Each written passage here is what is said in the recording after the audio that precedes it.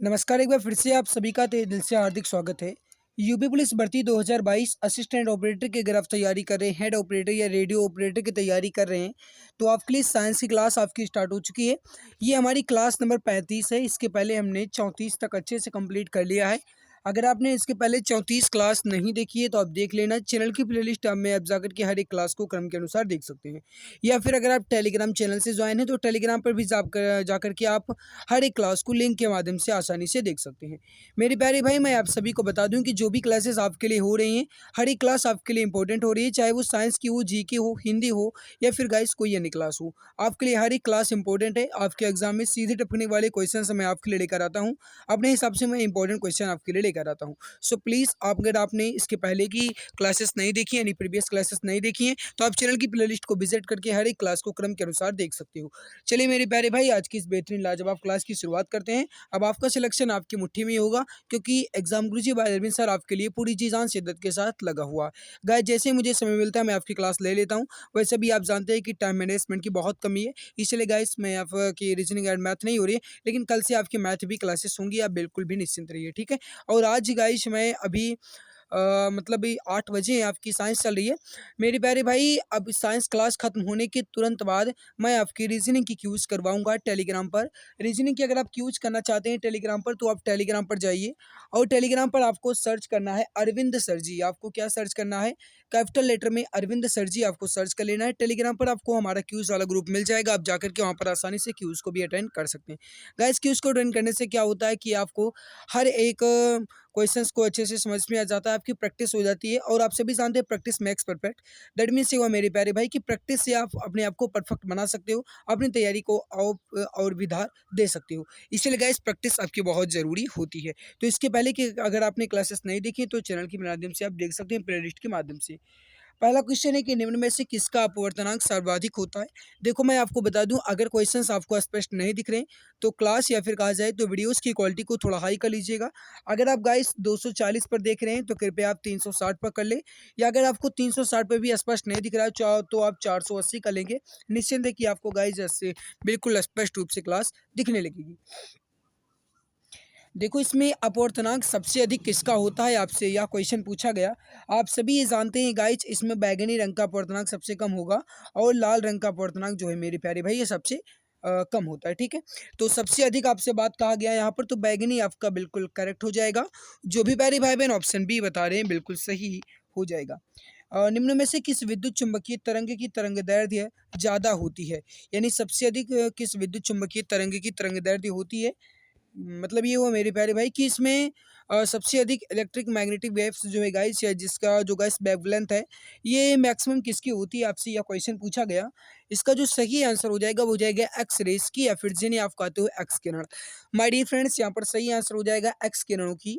जो भी मेरे भाई बहन मित्र यहाँ पर एक्स किरणों की बता रहे हैं बिल्कुल सही हो जाएगा। करेक्ट आंसर हो जाएगा यहाँ पर आपका ऑप्शन सी। नेक्स्ट है कि प्रकाश की चाल जो है ये सबसे पहले ज्ञात किसने की थी? आई होप गाइस आप इसका आंसर जानते होंगे। अगर जानते हैं तो फटाफट आंसर देने की कोशिश कीजिए। प्रकाश की चाल जो है सबसे पहले किसने ज्ञात की थी, आप सभी मित्र ये जानते ही। इसी क्वेश्चन एग्जाम की दृष्टि से आपका इंपॉर्टेंट भी है। तो इसका जो सही आंसर हो जाएगा वो हो जाएगा रोमर ने। जो प्रकाश की चाल को सबसे पहले ज्ञात करने वाले कौन थे मेरे प्यारे भाई? रोमर। राइट आंसर होगा यहाँ पर आपका रोमर, बिल्कुल परफेक्ट हो जाएगा। जो भी डियर फ्रेंड्स यहाँ पर ऑप्शन बी रोमर बता रहे हैं, बिल्कुल सही आंसर हो जाएगा। देखो गाइस, मैं आपको बता दूं, मैं समझता हूँ, मैं सोचता हूँ कि कम समय में आपके पूरे क्वेश्चन कवर कर लिए जाए। मैं अन्य की तरह नहीं हूँ गाइस। देखो, मैं अपनी बड़ाई नहीं कर रहा हूँ, लेकिन गाइस ये मैं आपको सच बता रहा हूँ कि मैं चाहता हूँ कि कम समय में आपके पूरे क्वेश्चन कवर हो जाए। मैंने देखा गाइस कि जो आपको वीडियोस के माध्यम से क्लासेस दे रहे हैं, उनको मैंने देखा गाइस कि वो आपके एक-एक घंटे में 20 और 25 क्वेश्चन करवाते हैं, लेकिन मैं ऐसा नहीं करना चाहता हूँ, क्योंकि मैं जानता हूँ आपके पास टाइम बहुत कम है, एग्ज़ाम भी आपका नज़दीक है, तो आपको गाइस कम समय में क्वेश्चन को कवर करने की पूरी कोशिश करनी चाहिए, है ना? अगला है कि सरल सूक्ष्मदर्शी में वस्तु को रखा जाता है लेंस और प्रकाश के बीच, फोकस के बाहर, वक्रता केंद्र पर, या फिर अनंत पर। देखो, जो सरल सूक्ष्म वस्तु होती है गाइस, सरल सूक्ष्मदर्शी होती है, उसमें वस्तु को जो रखा जाता है वो कहाँ पर रखा जाता है? तो लेंस जो होता है मेरे प्यारे भाई, जो लेंस होता है और जो प्रकाश होता है उसके बीच में सूक्ष्मदर्शी को रखा जाता है, ठीक है। माइक्रोस्कोप को उसके बीच में ही रखा जाएगा। तो जो भी ये फ्रेंड्स मित्र यहाँ पर बता रहे हैं लेंस और प्रकाश के बीच, ऑप्शन ए बता रहे हैं, बिल्कुल करेक्ट हो जाएगा, परफेक्ट आंसर आपका हो जाएगा। अगला आपके सामने है कि जब प्रकाश वायु से कांच में जाती है तो क्या होगा। कहने का मतलब है मेरे प्यारे भाई कि जब प्रकाश वायु से कांच में जाएगी यानी विरल माध्यम से जब सघन माध्यम में जाती है तो क्या होता है। मित्र आप सभी जानते हैं कि इसकी जो तरंग दैर्ध्य या इसकी जो वेवलेंथ है ये डिक्रीज होती है यानी कहा जाए मेरे प्यारे भाई तो घटती है। राइट आंसर होगा यहाँ पर आपका ऑप्शन नंबर बी। जो भी प्यारे भाई बहन ऑप्शन बी यहाँ पर बता रहे हैं बिल्कुल सही आंसर हो जाएगा। देखो मैं आपको ज़्यादा समय नहीं देता हूँ गाइस या आपको आंसर देने के लिए, क्योंकि गाइस आप अगर जानते हैं तो आप 1 सेकंड में आंसर दे सकते हैं, नहीं जानते हैं तो 5 मिनट भी लग सकता है आपको आंसर देने में, है ना? तो इसलिए गाइस मैं समझता हूँ कि आपके कम समय में पूरे क्वेश्चन कवर कर ले जाएँ वही आपके लिए बेहतर होगा। अगला है कि पूर्ण आंतरिक परावर्तन होता है जब प्रकाश से जाता है। अब आपको ये बताना है कि पूर्ण आंतरिक परावर्तन इसमें कब होगा। जब प्रकाश हीरे से कांच में जाएगा, जल से कांच में जाएगा, वायु से जल में जाएगा या वायु से कांच में जाएगा। इसमें पूर्ण आंतरिक परावर्तन जो है ये कब होता है। एग्जाम की दृष्टि से आपका इंपॉर्टेंट क्वेश्चन है, फटाफट आंसर दो मेरे प्यारे भाई। माय डियर फ्रेंड्स याद रखना पूर्ण आंतरिक परावर्तन जो है ये कब होगा, जब प्रकाश हीरे से कांच में जाएगा। ऑप्शन ए आपका यहाँ पर बिल्कुल करेक्ट हो जाएगा। जो भी प्यारे भाई बहन मित्र ऑप्शन ए बता रहे हैं बिल्कुल सही आंसर होगा, करेक्ट आंसर आपका हो जाएगा। अगला है कि प्रकाश तंतु जो है ये किस सिद्धांत पर कार्य करता है। देखो मैं आप सबको यहाँ पर बता दूं कि कुछ बच्चे हमारे कमेंट्स करते रहते हैं, प्यारे भाई बहन हमारे कमेंट्स करते रहते हैं कि सर पीडीएफ नहीं मिल रही, पीडीएफ नहीं मिल रही। मेरे प्यारे भाई मैं पीडीएफ देता हूँ, एक साथ आपको सारी क्लासेस की पीडीएफ मिल जाती हैं। गाइस मैं एक दिन 5-6 क्लास की पीडीएफ एक साथ दे देता हूँ आपको, ताकि आप उसे अपने नोट्स में लिख सको आसानी से, ठीक है। क्योंकि गाइस पीडीएफ का मतलब क्या होता है कि आप दोबारा क्लास ना देखो, आप रिवाइज कर सको पीडीएफ के माध्यम से, विथ आंसर के साथ आपको पीडीएफ मिलती है। तो आप क्लास के माध्यम से या गाइस कहा जाए तो पीडीएफ के माध्यम से आप रिवाइज कर सको या अपने नोट्स के माध्यम से रिवाइज कर सको, जो भी क्वेश्चंस इंपॉर्टेंट आपके लिए होते हैं मैं आपको बता भी देता हूं। वैसे जो आपको गाइस कठिन लगे इंपॉर्टेंट लगे आप उसका स्क्रीनशॉट ले लिया करो, कहने की जरूरत ना पड़े, समझदार आप इतने हो, ठीक है। प्रकाश तंतु जो है ये किस सिद्धांत पर कार्य करता है, इसका जो सही आंसर हो जाएगा वो हो जाएगा मेरे प्यारे भाई पूर्ण आंतरिक परावर्तन के सिद्धांत पर। ए आंसर आपका बिल्कुल करेक्ट हो जाएगा, परफेक्ट आंसर आपका हो जाएगा। अगला है कि प्रकाश ऊर्जा को विद्युत ऊर्जा में बदलता है। कहने का मतलब है कि इसमें गाइस जो लाइट एनर्जी है इसको इलेक्ट्रिकल एनर्जी में चेंज कौन करता है। डायनेमो, विद्युत मोटर, सौर सेल या फिर विद्युत सेल। माय डियर फ्रेंड्स जो इसका सही आंसर हो जाएगा वो हो जाएगा सौर सेल। जो भी डियर फ्रेंड्स यहाँ पर बता रहे हैं सौर सेल जो है ये प्रकाश ऊर्जा को विद्युत ऊर्जा में चेंज करता है। ऑप्शन नंबर सी आपका यहाँ पर बिल्कुल करेक्ट आंसर हो जाएगा। प्लीज टेक स्क्रीनशॉट, क्योंकि गाइस ये आपका एग्जाम की दृष्टि से इंपॉर्टेंट क्वेश्चन है, तो आप इस चाहें तो इसका स्क्रीनशॉट ले सकते हैं। अगला यांत्रिक ऊर्जा को विद्युत ऊर्जा में बदलता है। अब आपसे ये कहा गया गाइस कि मैकेनिकल एनर्जी को चेंज करता है इलेक्ट्रिकल एनर्जी में कौन सा उपकरण। तो देखो गाइस मैकेनिकल एनर्जी को इलेक्ट्रिकल एनर्जी में चेंज करने वाले यहाँ पर जो गाइस हो जाएंगे वो क्या हो जाएगा आपका राइट आंसर होगा मेरे प्यारे भाई डायनेमो। राइट आंसर यहाँ पर क्या हो जाएगा आपका ऑप्शन ए डायनेमो, ठीक है। अगर प्रकाश ऊर्जा को विद्युत ऊर्जा में कहा जाएगा तब आप कहेंगे सौर सेल, यांत्रिक ऊर्जा को विद्युत ऊर्जा में कहा जाएगा तब आप कहेंगे डायनेमो। याद रखना यहाँ पर आपका ऑप्शन ए जो है ये बिल्कुल करेक्ट आंसर होगा, परफेक्ट आंसर आपका हो जाएगा। सूर्य के केंद्र का ताप जो है ये कितना, यानी कि सूर्य के जो केंद्र है गाइस, जो सूर्य का सेंटर है उसके अंदर का जो ताप है ये कितना है, तापमान कितना है, गर्मी कितनी है। ये देखो गाइस जो इसका सही आंसर हो जाएगा वो हो जाएगा 1.5 इंटू 10⁻7 केल्विन। 1.5 इंटू 10⁻7 केल्विन यहाँ पर आपका बिल्कुल सही होगा। जो भी डी फ्रेंड्स ऑप्शन ए बता रहे हैं यहाँ पर बिल्कुल सही आंसर हो जाएगा। सूर्य के केंद्र का दाब कितना है, अभी आपसे ताप कहा गया तब आपने बताया 1.5 इंटू 10⁻7 केल्विन। अब आपसे कहा गया गाइस कि सूर्य के केंद्र का दाब कितना है। अब मेरे प्यारे भाई जो इसका सही आंसर हो जाएगा वो हो जाएगा 2 × 10⁻16 न्यूटन प्रति वर्ग मीटर। मेरे प्यारे भाई यहाँ पर मैं आपको बता दूं, अगर आपको बगल में यानी कि इसके साइड में अगर आपको इकाई में न्यूटन प्रति वर्ग मीटर मिलता है तो भी है, और अगर आपको पास्कल मिलता है तो भी आपका सही होगा। क्योंकि आप सभी जानते हैं दाब बराबर होता है बल बटे क्षेत्रफल, और बल का मतलब होता है, बल का जो मात्रक होता है वो होता है न्यूटन, और क्षेत्रफल का होता है गाइस वो होता है मीटर स्क्वायर या कहा जाए तो वर्ग मीटर, ठीक है। तो बल बटे क्षेत्रफल यानी न्यूटन प्रति वर्ग मीटर, और बल बटे क्षेत्रफल को ही कहा जाता है पास्कल, जो कि दाब का असाई मात्रक होता है। तो मेरी प्यारे भाई 2 × 10 की घात 16 यहाँ पर जो है ये न्यूटन प्रति वर्ग मीटर या 2 × 10 की घात 16 पास्कल जो है ये सूर्य के केंद्र का दाब होता है। ऑप्शन सी आपका बिल्कुल सही आंसर हो जाएगा। एग्जाम की दृष्टि से काफ़ी ज़्यादा इंपॉर्टेंट क्वेश्चन है, तो आप चाहें स्क्रीनशॉट ले सकते हैं और अपने नोट्स में आसानी से लिख सकते हैं। अगला आपके सामने परमाणु रिएक्टर जो है ये आधारित है किस पर। एग्जाम की दृष्टि से ये भी आपका इंपॉर्टेंट है, तो जल्दी जल्दी आंसर देने की कोशिश कीजिए।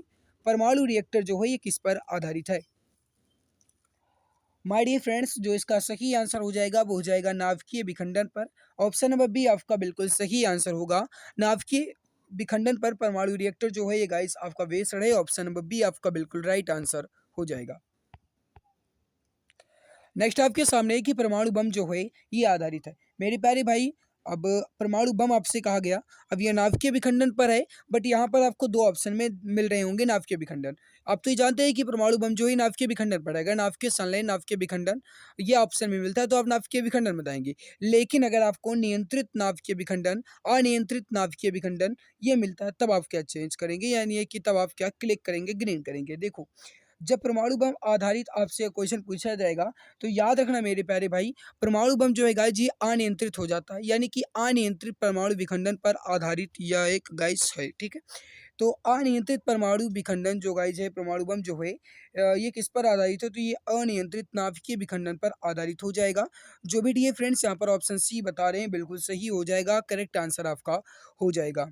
अगला क्वेश्चन आपके सामने, हाइड्रोजन बम जो है ये किस पर आधारित है। अब आप यहाँ पर देख सकते हो, जब आपसे कहा गया हाइड्रोजन बम किस पर आधारित है, मेरे प्यारे भाई अब आपको ऑप्शन में क्या मिल रहा है, नाभिकीय विखंडन, नाभिकीय संलयन।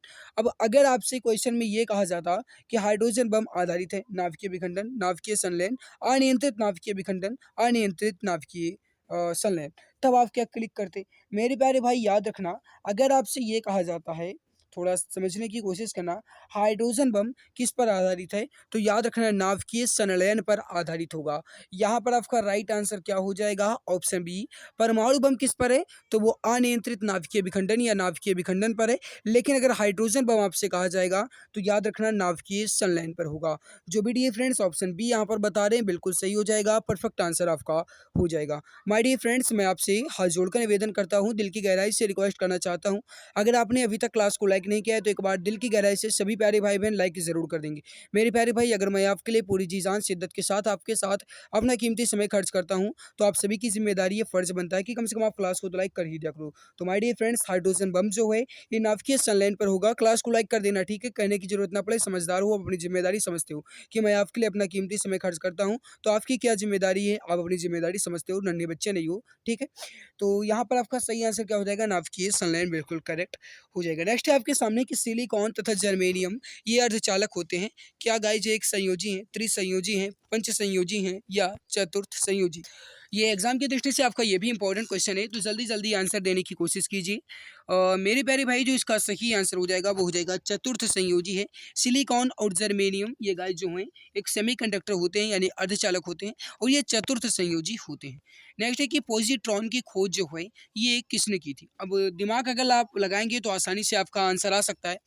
अब वैसे भी गाइस अगर कहा जाए तो जे थॉमसन के द्वारा किसकी खोज की गई, तो इन्होंने इलेक्ट्रॉन की खोज की थी, ठीक है, इलेक्ट्रॉन की। जेम्स चैडविक ने किसकी खोज की थी, तो गाइस इन्होंने न्यूट्रॉन की खोज की, ठीक है। और प्रोटॉन की खोज किसने की, तो एक मिनट, रदरफोर्ड ने गाइस प्रोटॉन की खोज की। तो यहाँ पर इलेक्ट्रॉन, न्यूट्रॉन और प्रोटॉन के खोजकर्ता आपको मिल गए। इसमें बचे कौन, एंडरसन। तो एंडरसन के द्वारा गाइस पॉजिट्रॉन की खोज की गई। ऑप्शन सी यहाँ पर आपका बिल्कुल करेक्ट हो जाएगा। जो भी डियर फ्रेंड्स ऑप्शन सी यहाँ पर बता रहे हैं बिल्कुल सही हो जाएगा, करेक्ट आंसर आपका हो जाएगा।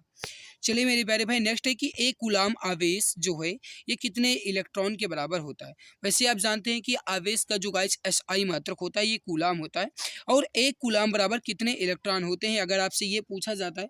वैसे गाइस ये क्वेश्चन आपके एग्जाम में आने के बहुत कम चांस है, लेकिन फिर भी याद रखना 6.25 इंटू 10 की पावर 18 इलेक्ट्रॉन, 6.25 इंटू 10 की पावर 18 इलेक्ट्रॉन बराबर एक कूलाम आवेश। ऑप्शन ए आपका यहाँ पर बिल्कुल करेक्ट हो जाएगा।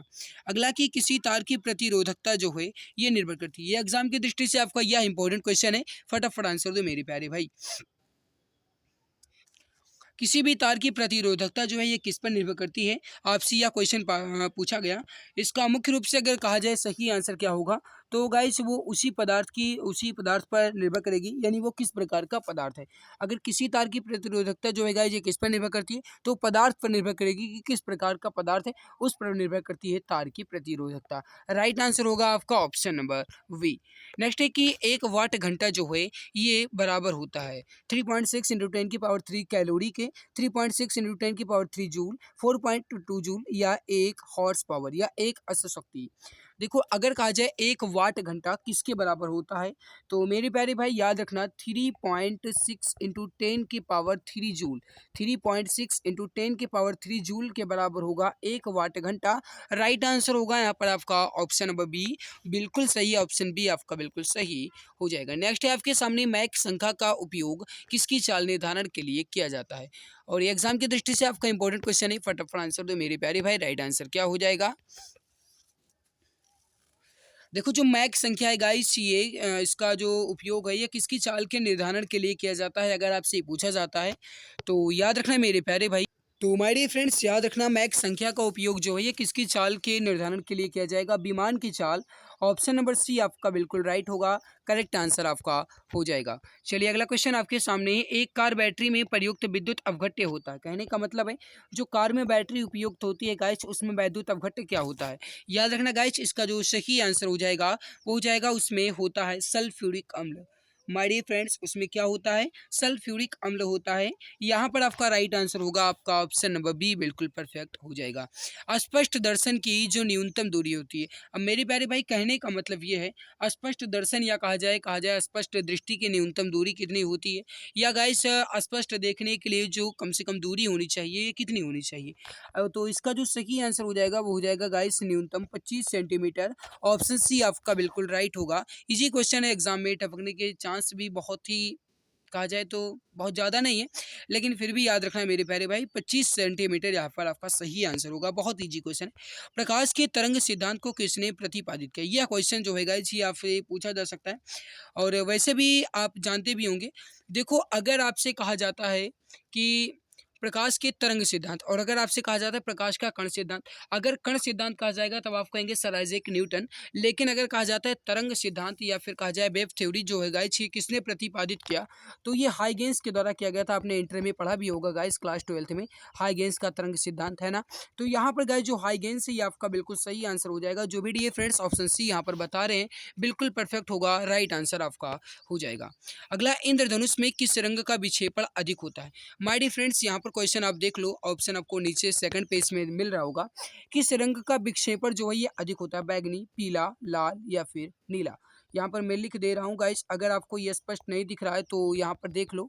ये लिखा गया गाइस आपका बैगनी, ये लिखा है आपका पीला, और ये लिखा है आपका लाल, और ये लिखा है आपका नीला। ठीक है, तो बैगनी, पीला, लाल या फिर नीला किस रंग का विक्षेपण अधिक होगा, इसका जो सही आंसर हो जाएगा वो हो जाएगा यहाँ पर लाल रंग का विक्षेपण जो है मेरे प्यारे भाई ये अधिक होता है। ऑप्शन सी आपका बिल्कुल करेक्ट आंसर हो जाएगा। पानी के ऊपर तेल परत का चमकना, ये जो गाइस है ये उदाहरण है किसका, पानी के ऊपर तेल परत का चमकना जो है गाइस ये किसका उदाहरण हो जाएगा।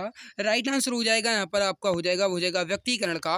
राइट आंसर होगा आपका ऑप्शन नंबर डी। जो भी डी फ्रेंड्स ऑप्शन डी बता रहे हैं बिल्कुल सही हो जाएगा, करेक्ट आंसर आपका हो जाएगा। धूप के चश्मे की पावर कितनी होती है, वैसे भी आप जानते हैं गाइस की जो लेंस की क्षमता का मात्रक होता है वह क्या होता है, डायोप्टर होता है।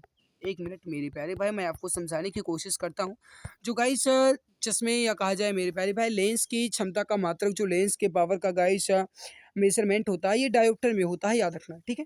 और अगर आपसे कहा जाता है कि धूप के चश्मे का जो पावर होता है या जो गाइस कहा जाए कि इसकी जो गाइस क्षमता होती है ये कितनी होती है, तो याद रखना इसका जो सही आंसर हो जाएगा वो हो जाएगा 0 डायोप्टर होती है। कहा जाए मेरे प्यारे भाई 0 डी आपको कहीं कहीं ऑप्शन में मिल सकता है। ठीक है, तो 0 डायोप्टर आपका बिल्कुल राइट होगा। जो भी प्यारे भाई बहन ऑप्शन ए बता रहे हैं बिल्कुल सही आंसर हो जाएगा। वायुमंडल में प्रकाश के विसरण का कारण क्या है।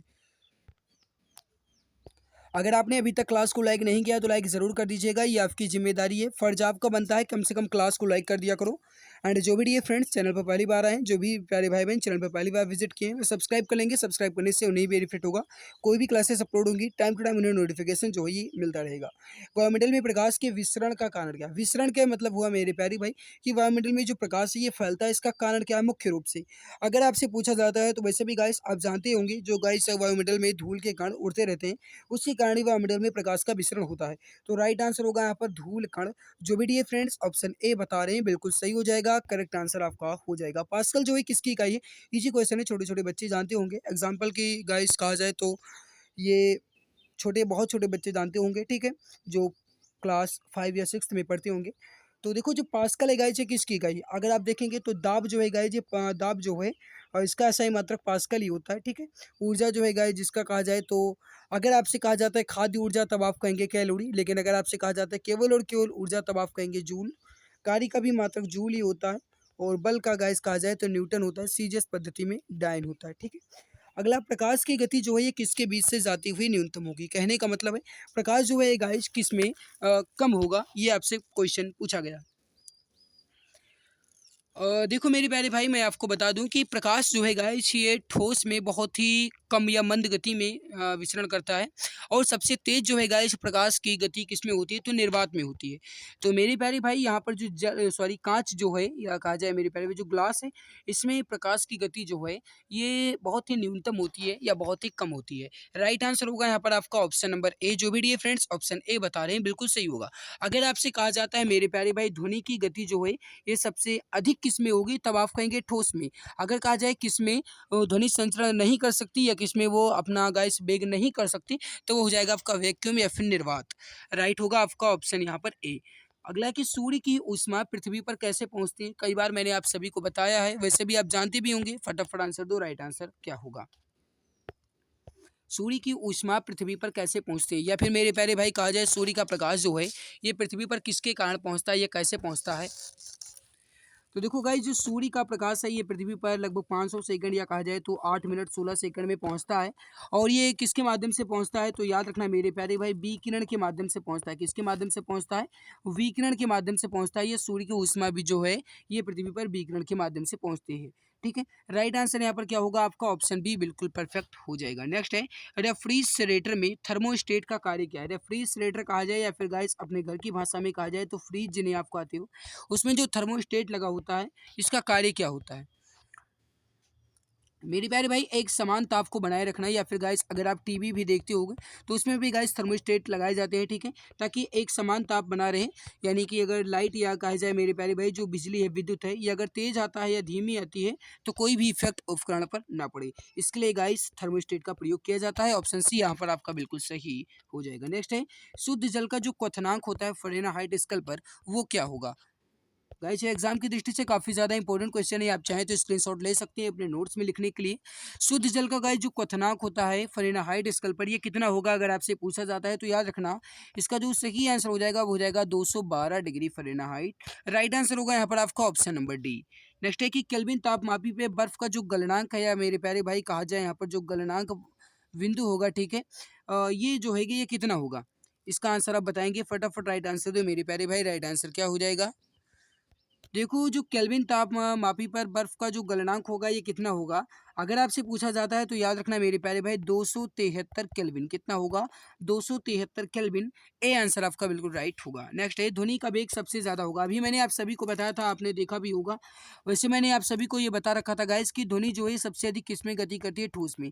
अगर आपको कहीं स्टील ऑप्शन में मिलता है तब आप स्टील कहेंगे। अगर आपको कहीं इस्पात ऑप्शन में मिलता है तब आप इस्पात करेंगे। अगर आपको कहीं ऑप्शन में लोहा मिलता है तो आप लोहा करेंगे। वैसे भी गाइस लोहा, स्टील और इस्पात इन तीन के अलावा कहीं आपको देखने को मिल भी नहीं सकता है, पॉसिबिलिटी यही है। लेकिन अगर मिल जाता है गाइस तो आप देखना उसमें सबसे ज़्यादा ठोस किस में है, ठीक है।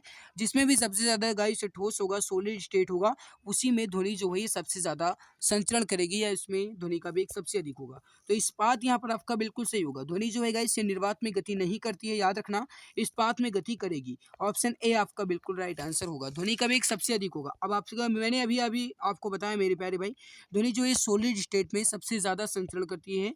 राइट आंसर होगा यहाँ पर आपका ऑप्शन नंबर ए। नेक्स्ट है आपके सामने, ध्वनि का प्रभाव कान में कितने समय तक रहता है। यानी कि गाइस अगर आपसे कोई भी कुछ भी बोलता है तो वो गाइस जो आवाज़ है या जो ध्वनि है वो आपके कान में कितने समय तक रहती है।